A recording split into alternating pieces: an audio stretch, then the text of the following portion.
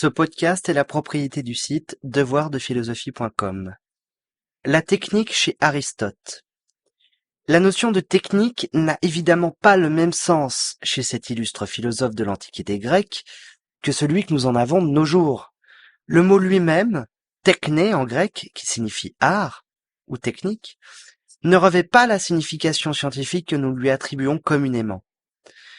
Aristote distingue en premier lieu les choses qui sont soumises à la nécessité naturelle, qui font l'objet de la réflexion philosophique, de celles qui sont contingentes, qui pourraient être autrement que ce qu'elles sont, nous dit-il.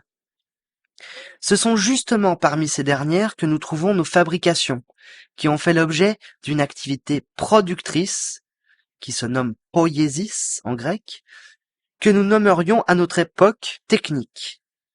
Aristote constate que cette activité est particulière puisque contrairement à toute action, praxis en grec, comme boire, descendre, marcher, etc., la finalité de cette première se situe hors d'elle-même.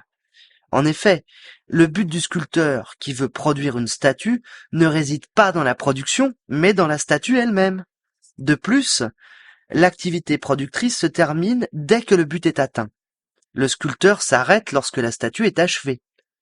Ce qui n'est pas le cas pour une praxis éthique ou politique, par exemple bien agir ou faire le bonheur de la cité, qui se poursuit donc infiniment au-delà de ses réalisations partielles.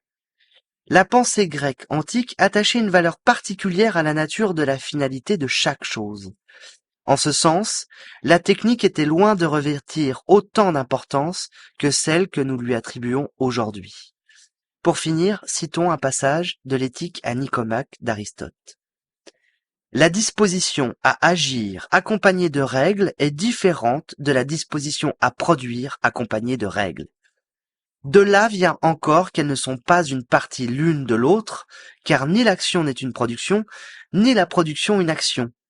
Et puisque l'architecture est un art, et est essentiellement une certaine disposition à produire, accompagnée de règles, et qu'il n'existe aucun art qui ne soit une disposition à produire accompagnée de règles, ni aucune disposition de ce genre qui ne soit un art, il y aura identité entre art et disposition à produire accompagnée de règles exactes.